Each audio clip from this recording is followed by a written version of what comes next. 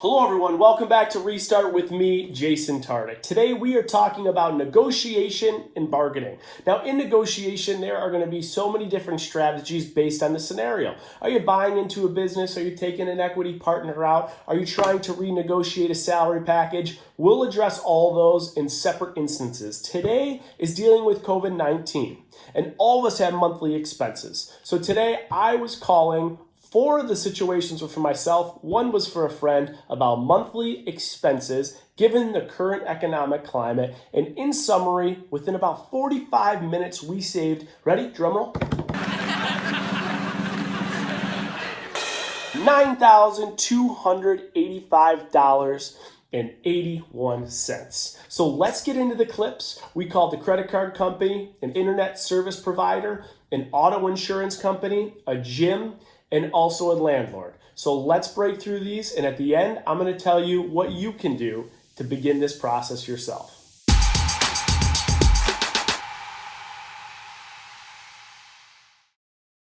Just trying to come in and be of service to you this evening. Yes, I'm just curious. So I haven't had any type of balance on my credit card. I usually pay it monthly, but if I did have a balance this month, is there anything you guys can do from an interest rate perspective or deferment, just given the circumstances going on with COVID-19? So right now, what American Express is offering for our card members is a 1-month protection. So essentially, the balance that because you don't have a payment until May 2nd. Okay. So the balance that you would have for your May 2nd payment, you can push that balance to the following month. So it will go, for example, right now, your balance is $735.51. Okay. So then that's rolled over to the next month on June 2nd, and then you can pay it all at that time if you choose. So there's no late fees or anything as far as interest. Okay, so no late fees, no interest, and you guys will push the payment back a month due from when it is due without any type of repercussion. Correct. Got That's the 1-month protection that we're offering right 1 now. month protection. Okay. If you're gonna choose to utilize that option, we just ask that you let us know at least 10 days prior to the payment due date. Okay. You could notate the account thoroughly so that you are protected. And if I want to exercise that option, what do I do? Do I call back and let them know that you communicated to me that that's an option and to exercise it? Yes, sir. So you just call back and let us know. Any of my teammates let us know that you've been affected by COVID-19. Okay. And you want to take advantage of the 1-month protection, and then they can assist at that time. Perfect. All right, sounds good. Really appreciate your help. Okay. Well, it has been my pleasure speaking with you. You stay safe and take care of yourself. Okay. You too. Take care. Thank you. Bye-bye. Okay, so that was really interesting. I called American Express, and what they said they would do for me is they would move everything back 1 month, so a 1-month waiver. So suppose I owed $1,000 on May 1st, it wouldn't be due to now until June 1st, but there would be no late payment, no interest, no fees of any sort. But I don't know if you caught this. They're not proactively calling and letting us know that. I had to call, I had to find that out, and then if I want to actually exercise that option, I have to call back 10 days before my next payment and do it. So I think you'll find many companies like this will do it. They'll take care of you, but they're not going to come to you, call you and say, hey, you're good, here's our waiver. If you take the initiative, they will react. Thank you for contacting GoGo Customer Care. My name is Karen. How can I help you today? Yes, I use GoGo Wireless through Delta. I travel usually once a week, and I've used you guys for, I think, over a year now for the subscription model of $50 a month. And I certainly will pick you guys back up once we can get traveling again. But I was just wondering, given the circumstances that, really we can't fly, if there's anything you guys can do to help me. I notice I'm still getting charged the $50 in March, and then in April when all my flights had to be canceled, and I have more flights that I'm now canceling in May. So, once we get back up and running, certainly we'll be using the service, but just not using it anymore given the circumstances, and was wondering if there's anything you could do. Okay, let me help you out with that. Could you please provide me the email address that you have on file with GoGo? Okay, I can see that you have a Delta Airlines subscription that renewed on March 16th. You haven't been charged for April yet. Instead of canceling your subscription, I would like to offer you a suspension. In that way, you won't get charges for April. Amazing. So I will continue to use the account, or I'll have the account when I take the suspension off, but I won't be charged in April. That is correct. But Okay. the only thing is that your plan will be back on May. I don't know if you might be traveling by that time or not yet. Yeah, I don't think we'll be in a position to be traveling by May. So should I call back at this time next month, or can you? Because I can suspend it up to 3 cycles, so you won't get charged on April, May, June, and your charge will be back until July. Yeah, why don't That works for we? you. Yeah, we'll suspend April, May, June, and then we'll go back on July. That sounds great. Now, is there anything you guys can do for? So that's a good plan. I appreciate it. For March, knowing what happened and the fact that no one could travel mid-March anywhere, is there any way to refund that $49 because the service couldn't be used? Okay. No worries. I'll go ahead and refund that amount for you. Okay. I really appreciate that. And the subscription as well. Okay, thank you so much. And once things are back up and going, I will be right back on this service, and I really appreciate this customer service. Thank you. You're welcome, sir. My pleasure. Thank you for contacting Go. Have a great day. Okay, you too. Thank you. That was great. We have April, May, and June all suspended, so there won't be any charges to get back. That's $49.99 a month times 3 months. And then, you can't be afraid to ask for more. And I think my ask was very reasonable, right? So it was March. I couldn't use the service in March. If I used the service once, I wouldn't ask for it. I'm not trying to cheat the system, but I literally, from March 16th on, I couldn't travel. I couldn't use the internet. So I asked if they would refund that, and they would. So that was another $49.99. Okay, so that is, quick math here, $199.96 that we just saved from a quick call. Now notice, if I did not ask again for that March amount refunded, they're not going to do it for me. So you got to be an advocate for yourself, and you really got to think about what your goals are and what the plan and strategy is in a negotiation. All right, let's go to the next one. I saw your text. So you're trying to potentially negotiate with your landlord in New York City about just decreasing your rent because you're in Connecticut right now, right? Correct. Yes, we left the city about a month ago and have been living in Connecticut since. And I was hoping that you could help in regards to draft a letter to my landlord to discuss a potential rent reduction. Okay, nice. I think two plays here. I think we put together a letter, but then we also give them a call just to continue to build that relationship. I'd say we send the formal letter so it's in writing, and then let's give them a call. Question for you: how long have you lived there? Lived there about 6 years. 6 years. Okay, I actually didn't know that. 6 years. Wow. All right, and what do you pay in a month there? About $3,500 a month. $3,500. Okay, 6 years, $3,500 a month. Wow. Okay, so gotta love New York City, and you live in the upper West Side area, right? Yes, sir. Got it. So 3,500 times 12 is 42 grand. So you pay this guy 42 grand a year every year. And then on top of that, you've done that for 6, this is, sometimes you get a little nauseous when you hear how much you spend in rent, right? But, so it looks like you've spent about, I'm thinking $252K with this guy. I just want to double check that. Oh my God. That's a big number. That's a big number is right. Times 6. 252K. My math is good. All right. So 252K. Have you ever been late ever on a payment? Not once. Not once. Okay. All right. So here's how we're gonna put this email together, and I'll call you, or actually we'll get our computers up. We'll go through this in detail, but I want to structure it. First of all, is just what's most important. How is he doing? How's your landlord doing? Let's talk about what's going on, because that's what's most important, that he's healthy and safe. Once we get past that, and hopefully he's doing all right, or he or she or the family or whoever it is that manages this and owns, let's talk about the value you have brought to them. So you've been a tenant for 6 years. You have paid every single month for 6 years, every single month on time, $3,500, $252,000. You're now not even living in the city. And we don't need to get into details about your job, but I know there's obviously some things going on around work. So I think you're completely warranted in getting some type of reduction given your situation. So let's first establish credibility with the value you've brought to him. Does that make sense? That makes sense, yes. Okay. And then I think what we do for that is just like checking in how he's doing, establishing value. I think build continued rapport. Let him know that like once this thing is over and the minute you can get back to your home, you'll be there and you'll be paying rent. So this isn't something that's gonna go on forever. It has an end in sight. So I think he needs to know there's expiration.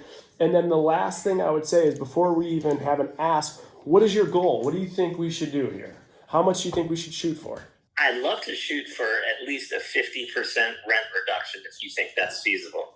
I think that is very feasible. So I think 50% makes a lot of sense, especially what you've given him. So why don't we ask to see if he would consider waiving it or giving you a 75% reduction? Let's ask for, around a 75% reduction. And I think that what that does is it builds in a little bit of cushion for us, because if our goal is 50%, we ask for about 75% and see where he ends up. I think that's a good strategy. Now, here's another question I have for you. Sure. We're supposed to renegotiate and renew our lease coming up about in a month and a half or so, and we usually get that paperwork in the next few weeks. So with that combined with what's going on, what are your thoughts? That's a really important piece, right? Because now you have you even have more leverage. And the reason I say you have more leverage is because who right now is feeling confident in New York City, visiting New York City, potentially moving to New York City to spend X amount of dollars, $3,500 a month in rent. And I'll tell you, while obviously it's the most populated city in the United States, there still is a lot of risk associated, right? It is the war zone right now of COVID-19. So I think from a tenant perspective, you do have some negotiation room. How long are the leases you sign with him? 6 months, 12 months, 24 months? What does it look like? 12-month lease. 12-month lease. So I think what we do here is we ask for a reduction. We let him know with confidence that you are going to re-sign this lease, assuming you don't want to leave, correct? Correct. And you're doing something for him. You're locking in another 12 months of cash flow. But in addition, I think you ask for something. And I think that ask is for either a reduction in rent through this COVID-19 period until things with work are put together back in place. And I think what we do is we ask for a minimum period of time. So 50% minimum reduction in rent. That's our baseline. We'll shoot for 75. You'll re-sign the lease. And he needs to guarantee at least through the summer, at least till September 1st, that you have this reduction and that there's just a common understanding in an email contract that if COVID-19 pandemic continues to move through that period of time where you are not in the city and you're having issues with employment and work, that he'll continue to give you that reduction until further notice. What do you think? I think that's a great strategy to go after this with. Okay, so let's, I'm going to get my computer out. You get your computer out. We're going to type this up. We're going to share it, and then let's see what he says. Sounds great, Jack. Perfect. All right, man. We'll talk soon. Thanks so much. All right, see you, bud. Bye. All right, so $3,500 a month there. So if we can get a reduction of 50%, maybe shoot for 3 months, that's $1,750 times 3. Off the top of my head is $5,250. That is the goal. Let's see what we can do.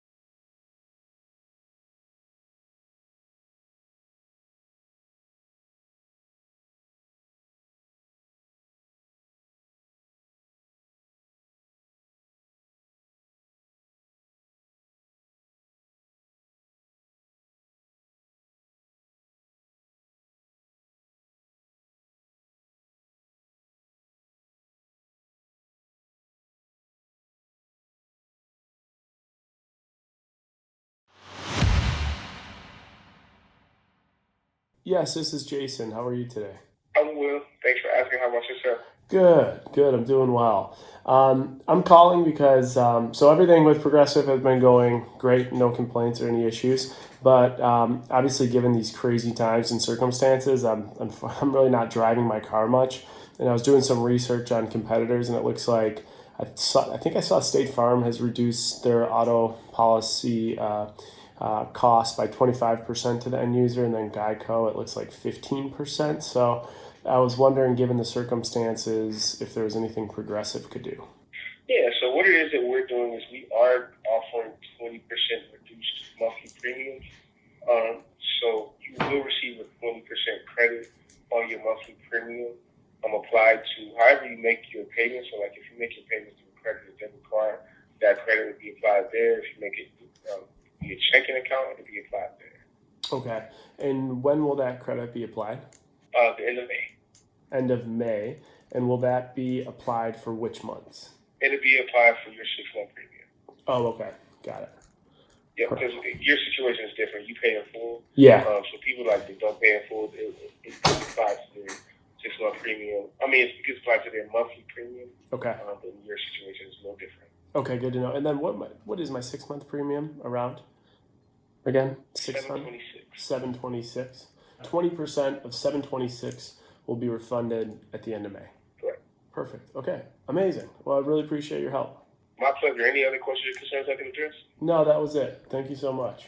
Keep in mind, you can always save some money with bundling with the homeowners and renters insurance policy. You also upgraded your loyalty status when you renewed with us in March. So congratulations with that. You are now a silver level customer. We appreciate that loyalty. Cool. Awesome. All right. Good to know. I appreciate it. My pleasure. Well, thank you so much for choosing Progressive. Being a silver level customer, you have a great day. You too. Take care. All right. So we're rocking and rolling. Let's keep going. Let's call my gym. So my gym membership is a little expensive, I think. It's $129 a month. I do get a lot for it, so I feel as though that value is worth it to me. But I did call them, and they closed March 16th. So for 14 days in March, they weren't open. So they're going to give me a credit back for March, and then I will not be charged again until further notice. And that notice will be via an email. So good news there. I'll get a credit back, and then as long as things continue the way they are, my credit card won't be charged. So another win. So what you'll see in each of those scenarios is that in the beginning, I always tried to build rapport, tried to establish some type of relationship and treat people the way I would want to be treated if I was on the other end of that call or email. The second thing I did is tried to provide justification. This is the current state we're in. This is how it's impacting me. For the example of my friend, this is how it was impacting him, and that's why we're here today. And also establishing credibility. I've been a customer for this long. I expect to continue to be a customer after the duration of this madness, but this is why we're talking. Then after, you notice a couple times I talk about competition.